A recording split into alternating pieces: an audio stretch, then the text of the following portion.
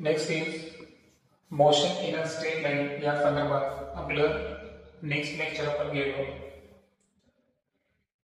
Water drops fall at a regular interval from a tap 5 metre.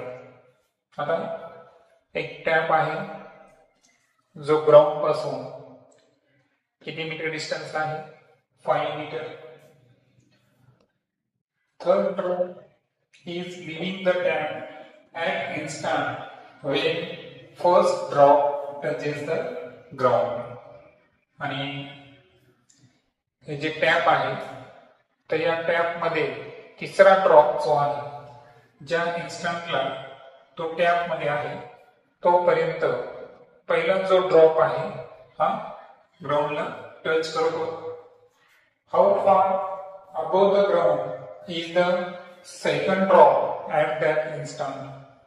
आणि त्या इन्स्टंटला second drop हा कोणत्या डिस्टन्सला आहे? ओके, फ्रॉम द ग्राउंड, म्हणजे ग्राउंड पासून तो किती हाईटला आहे ते आपल्याला कन्सिडर करायचं आहे. आता सपोज असं कन्सिडर करू आपण की ग्राउंड पासून सेकंड ड्रॉपची हाईट h आहे आणि जे टोटल जी हाईट आहे टॅप पासून ग्राउंडची ती आपण s कन्सिडर करू, जी की आपल्याला 5 मीटर दिली आहे. ओके,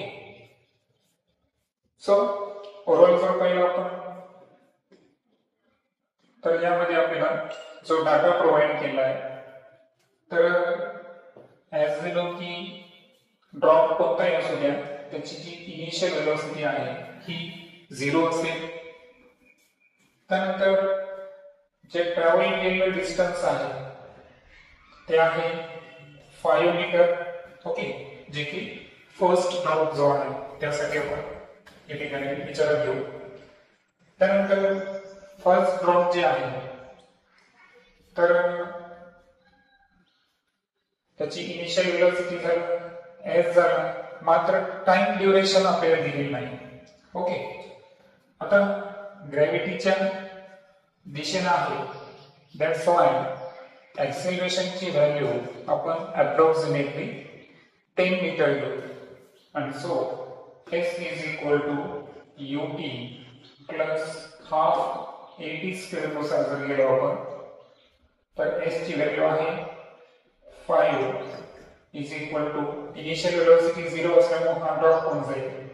त्यानंतर half into 10 into t square आणि so t square is equal to 5 to 10 divide मध्ये 10 जाते आणि सो t स्क्वेअर ची व्हॅल्यू 1, अर्थातच t ची व्हॅल्यू सुद्धा 1 सेकंद येईल. सो टोटल टाइम आपण या ठिकाणी कॅल्क्युलेट केला की पहिल्या ड्रॉपनं टॅप पासून ग्राउंड पर्यंत जाण्यासाठी जो वेळ घेतलेला आहे तर तो वेळ आहे 1 सेकंद. आता आपल्याला माहित आहे की फर्स्ट ड्रॉप जो आहे त्याचा जो टाइम पिरियड आहे हा 1 सेकंद. तर डेफिनेटली जो सेकंड ड्रॉप आहे तो इक्वल इंटरव्हल नंतर आहे आणि सो डेफिनेटली सेकंड ड्रॉप साठी जो टाइम इंटरव्हल असेल तो असेल हाफ सेकंद, म्हणजेच 0.5 सेकंद. आणि सो आता सेकंड ड्रॉपची आपल्याला हाईट काढायची आहे, परंतु आपण जे डिस्टन्स आहे 3 to 2 मधलं काढू शकतो, बरोबर आहे का? कारण ऍक्च्युअल काय होतं की हे जे डिस्टन्स आहे सध्या जे की टोटल डिस्टन्स आपण s कन्सिडर केलं होतं तर s मायनस h हे डिस्टन्स कोणतं झालं जे ऍक्च्युअल ड्रॉपनं ट्रॅव्हल केलेलं आहे. ओके, आणि सो आता आपल्याला s मायनस h हे डिस्टन्स अगोदर काढावं लागेल, म्हणजे distance between third drop and second drop. कारण हे जर आपण कॅल्क्युलेट केलं तरच आपण मग ग्राउंड पासून सेकंड ड्रॉपचं डिस्टन्स कॅल्क्युलेट करू शकतो. सो s मायनस h साठी आपला फॉर्म्युला असेल तोच ut plus half at square. Initial velocity 0 आहे त्यामुळे डायरेक्ट हाफ at स्क्वेअर हा फॉर्म्युला वापरला तरी चालेल. सो हाफ ला half a into time square म्हणजे 0.5 हा टाइम सेकंड ड्रॉप साठी होता. इथे लक्षात आलं की आपण जे पहिले कॅल्क्युलेशन केले होते हे फर्स्ट ड्रॉप साठी होतं आणि आता जे आपण कॅल्क्युलेशन करायलो हे सेकंड ड्रॉप साठी आहे. सेकंड ड्रॉपचं जे आपण डिस्टन्स कन्सिडर केलं आहे ते एस मायनस एच, कारण ग्राउंड पासून हाईट जी आहे त्यामधून एस आपण मायनस केलं होतं ते आपण कॅल्क्युलेट करत आहोत. तर आता ओव्हरऑलचं पहिला आपण 2 5 चा 10 ओके आणि 0.5 चा स्क्वेअर 0.25 आणि जे आन्सर येईल ते 1.25 मीटर. आता हे डिस्टन्स कोणतं झालं टॅप पासून तर सद्यस्थितीला सेकंड ड्रॉप एअर मध्ये ज्या पोझिशनला आहे तिथपर्यंत. पण आपल्याला विचारलं काय की हाऊ फार above the ground is the second drop, म्हणजे त्या इन्स्टंटला सेकंड ड्रॉप ग्राउंड पासून कोणत्या डिस्टन्सला आहे.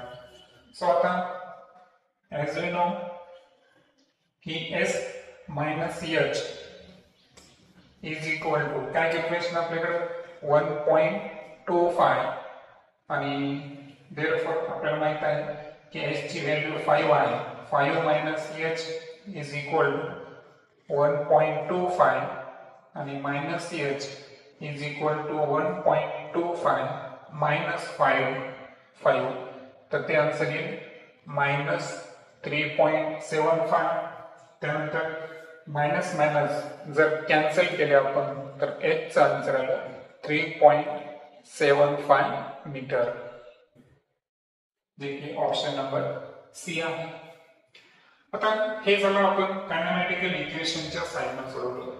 परंतु एक आणखीन एक नियम आहे तो आपण समजून घेऊ. आता गॅलिलिओस ऑड नंबर जे आहे हे आपण थिअरीमध्ये शिकलेलो आहे की सपोज हा जो तिसरा ड्रॉप आहे ओके तो अजून टॅप पर्यंत आहे, जो फर्स्ट ग्राउंडला टच केला आहे आणि यामधलं जे डिस्टन्स आहे तर हे डिस्टन्स घेतलं होतं आपण 5 मीटर.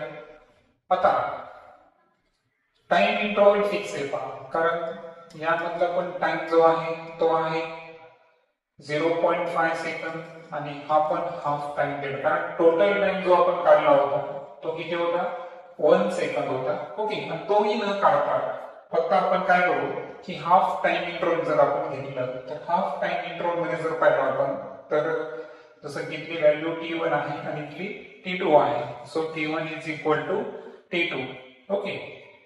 सो हे जे गॅलिलिओस ऑड नंबर रेशो आहे तर तो रेशो असतो 1:3, म्हणजे हाफ टाइम इंटरवल मध्ये फ्री फॉल दरम्यान जे थर्ड ड्रॉप आणि सेकंड ड्रॉप ओके सॉरी तर थर्ड ड्रॉप आणि फर्स्ट ड्रॉप यानंतर 5 मीटर असेल तर त्याचा जो रेशो आहे तो 1:3 आहे. आणि जर आपण याला x च्या टर्म मध्ये कन्सिडर केलं ओके सो आपण x च्या टर्म मध्ये कन्सिडर करू की सपोज जे पहिल्या हाफ सेकंड मध्ये जे डिस्टन्स आहे ते x आणि नंतरच्या हाफ सेकंड मध्ये जे डिस्टन्स आहे 3x ट्रॅव्हल झालेला आहे. आता एक लक्षात घ्या की 3x चे डिस्टन्स कोणतं आहे ग्राउंड पासून, येते लक्षात ग्राउंड पासून तर सेकंड ड्रॉपची जी हाईट आहे तिथपर्यंत. सो आता ओव्हरऑल जर पाहिलं आपण तर x plus 3x is equal to 5, कारण टोटल डिस्टन्स 5 मीटर आहे. So 4x is equal to 5 आणि x is equal to 1.25 metre. पण ऍक्च्युअल ड्रॉप जर पाहिला आपण तर तो ग्राउंड पासून 3x डिस्टन्सला आहे आणि दॅट्स वाय या ठिकाणी 3x इज इक्वल टू काय होईल 3 into 1.25 is equal to 3.75 metre. म्हणजे या रूल्सच्या साहाय्याने तुम्ही हे न्यूमरिक्स अगदी काही सेकंदात सुद्धा सॉल्व्ह करू शकता. Okay next is if a ball thrown vertically upwards with a speed u distance covered during the last t second of its ascent is.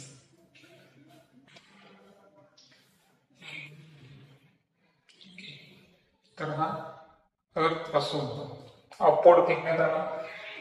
Upward फेकत असताना it's throne upward with a speed u, म्हणजे त्याची जी initial velocity आहे तर ती आहे u.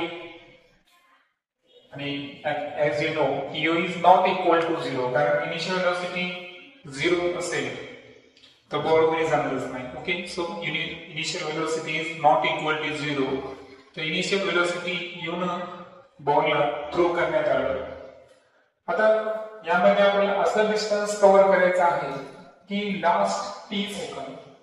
आता last T second म्हणजे कसं, सपोज पूर्ण टाइम ड्युरेशन आपण जर टी कन्सिडर केला, ओके, बॉलला मॅक्झिमम हाईट जी आहे ती मॅक्झिमम हाईट आपण h कन्सिडर करू. सो मॅक्झिमम हाईट जी बॉलची आहे ते ट्रॅव्हल करण्यासाठी लागणारा टोटल टाइम ड्युरेशन आपण टी कन्सिडर केला. तर ऍक्च्युअल आपल्याला h काढायचं नाही आहे, तर शेवटचा जो कालावधी असेल, जसं की हा पॉइंट घेतला मी a, okay, so suppose b point घेतो, तर ग्राउंड वरचा पॉइंट आहे a आणि टॉप पॉइंट आहे c. तर आपल्याला b टू c हा लास्ट इन्स्टंट आहे की त्या लास्ट इन्स्टंटचा टाइम काय आहे t, म्हणजे बॉल b टू c जो चालला तो शेवटचा टाइम ड्युरेशन t सेकंद, इथं सांगितलं लास्ट t सेकंद. ओके, तर आपण कन्सिडर करू की बॉलला b टू c हे लास्ट t सेकंद मध्ये ट्रॅव्हल केलेलं डिस्टन्स आहे. सपोज हे डिस्टन्स आपण s कन्सिडर करू. ओके, सो आपल्याला s फाइंड करायचं आहे, h फाइंड करायचं नाहीये. ओके, आणि हा एक रेग्युलर एक्सपिरियन्स आहे आपला की बॉल जेव्हा टॉप पॉइंटला जातो तेव्हा त्याची फायनल वेलोसिटी काय असते, 0 असते.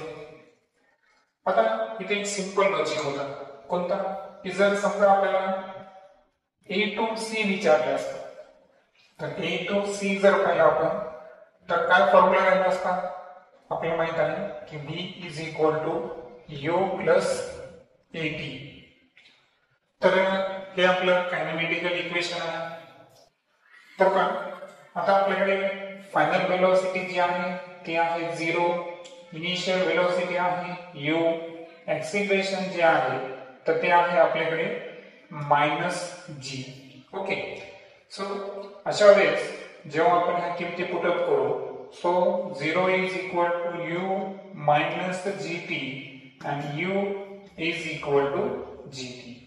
इथे लक्षात, म्हणजे जर आपण एखादा ऑब्जेक्ट अर्थच्या सरफेस पासून विशिष्ट हाईट पर्यंत पाठवतो तर अशा वेळेस जी इनिशियल वेलोसिटी असते तर ती किती असते, gt असते. हे तर लक्षात ठेवायचं. ओके, आणि या कंडिशन मध्ये जर आपण s is equal to ut plus half at square काढलं, ओके, सो आपल्याला माहित आहे की इथं ut ची व्हॅल्यू काय, u ची व्हॅल्यू आहे gt into t is equal to gt square. आता इथं एक्सिलरेशन मात्र निगेटिव्ह आपण पुटअप करणार, सो इथं होईल -हाफ gt स्क्वेअर, आणि याचं कॅल्क्युलेशन जर काढलं आपण तर ते येईल gt स्क्वेअर. म्हणजे बॉल जेव्हा ग्राउंड पासून विशिष्ट हाईट पर्यंत जातो आणि सपोज हे डिस्टन्स आपण h कन्सिडर करू, h ची ऐवजी, कारण आपण टोटल डिस्टन्स h कन्सिडर केलाय, तर अशा वेळेस पहा अर्थच्या सरफेस वरून टॉप पोझिशन पर्यंत पाठवताना जी हाईट बॉलची किंवा डिस्टन्स असेल ही कशाची इक्वलंट आलं, h is equal to gt square. हा एक फॉर्म्युला लक्षात ठेवायचा. सो s म्हणा किंवा h म्हणा तर याची व्हॅल्यू ही gt स्क्वेअरच असते. आणि हा जर formula 1 u is equal to gt आणि formula 2 s is equal to h is equal to gt square. परंतु आता हे केव्हा, जर पार्टिकल ग्राउंड पासून टॉप पोझिशन पर्यंत जात असेल परंतु आपली केस वेगळी आहे. आपल्याला लास्ट टी सेकंदामधला काय विचारलेलं आहे, टी सेकंदामध्ये किती डिस्टन्स ट्रॅव्हल केलेला आहे ते आपल्याला विचारलेलं आहे. सो आता सर्वात अगोदर आपण काय करणार पहा. आता आपण सेकंड केस साठी जी आपल्याला दिलेली आहे ऍक्च्युअल, तर v is equal to u plus at हा फॉर्म्युला आहे आपला. सो v लावली. ओके, इनिशियल वेलोसिटी काय आहे, फायनल वेलोसिटी आहे 0, ते तर आपण घेतलेलंच आहे. सो u प्लस त्याऐवजी प्लस a आहे, त्याऐवजी या ठिकाणी मायनस g आणि टोटल टाइम आहे gt आणि यावरून u चा फॉर्म्युला झाला gt. सो आता u is equal to gt जे आहे हा फॉर्म्युला ऑब्टेन झाल्यानंतर आता आपण काय करणार, यावरून t चा फॉर्म्युला तयार करू आपण. तर t इज इक्वल टू काय असेल, u upon g. So t हा कशाचा रेशो आला, initial velocity upon acceleration due to ग्रॅव्हिटीचा रेशो आला. त्यानंतर आता आपल्याला माहित आहे की आपलं जे डिस्टन्स s आहे त्याचा टाइम आहे t. ओके, तर ते काढण्याच्या अगोदर आपल्याला a आणि b यामधले डिस्टन्स जर पाहिला आपण, हे किती आहे बरं, टोटल डिस्टन्स आहे h आणि यामधून जर आपण s मायनस केलं तर ह्या डिस्टन्स संदर्भात आपण टाइम पिरियड जर घेतला तर टोटल टाइम आहे t आणि यामधून लास्ट इन्स्टंटचा जो टाइम आहे, शेवटचा जो इन्स्टंट आहे त्याचा टाइम मायनस आपण सबस्ट्रॅक्ट केला, म्हणजे हा a पॉइंट पासून b पर्यंतचा आपण काय काढला, दोन राशी काढल्या. कोणत्या कोणत्या, एक आहे a टू b, डिस्टन्स जे कव्हर केलं पार्टिकलला ते आहे h मायनस s, जे की टोटल हाईट मधून आपण लास्ट इन्स्टंट t मधले डिस्टन्स मायनस केलं, आणि टाइम जो पाहिला आपण a टू b ते आहे t मायनस t. ओके, सो AB एवढे डिस्टन्स साठी जर पाहिलं आपण तर पहा फॉर्म्युला आपला आहे v is equal to u plus at. आता तुम्हाला माहित आहे की पार्टिकल या पोझिशन पासून जेव्हा b पॉइंट पर्यंत गेला तेव्हा त्याला b पॉइंटला त्याची वेलोसिटी 0 नाहीये, कारण वेलोसिटी v ही 0 कोणत्या पॉइंटला आहे, c पॉइंटला. b पॉइंटला वेलोसिटी 0 नाहीये. सो दॅट्स व्हाय आपण v कॅरी करू, तर तो असेल u मायनस, आता एक्सेलरेशन जे आहे ते आहे g आणि a to b time interval काय आहे, इन ब्रॅकेट t मायनस t. So is equal to u minus gt minus small g into t. हा झाला v चा फॉर्म्युला. बट यामध्ये आपल्याला माहित आहे की इतर t चे एक इक्वेशन घेतलं आपण u upon g. So overall जर पाहिलं आपण तर u मायनस g ला g घेऊ आपण, t च्या ऐवजी काय घेणार u अपॉन g, त्यानंतर मायनस gt. ओके, सॉरी इथं मायनस मायनस इथं प्लस होईल. ओके, ठीक आहे. आता ओव्हरऑल काय होईल या ठिकाणी, ओव्हरऑल हे g गेट कॅन्सल झाले, त्यानंतर ते कॅन्सल झाल्यानंतर plus u minus u cancel झाले आणि जी v ची व्हॅल्यू आहे, ओके, ती किती आली आता आपल्याकडे gt. म्हणजे याचा अर्थ b पॉइंटला जी वेलोसिटी आली ती पार्टिकलची आली gt. आता ती जर वेलोसिटी gt आली असेल तर आता आपल्याला काय कॅल्क्युलेट करायचं आहे, डिस्टन्स कॅल्क्युलेट करायचं आहे. ते डिस्टन्स किती आहे आपल्याकडे s.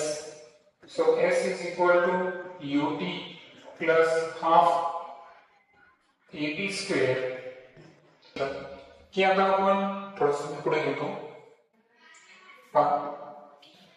आता आपला पॉइंट आहे पार्टिकलचा ट्रॅव्हलिंग b टू c.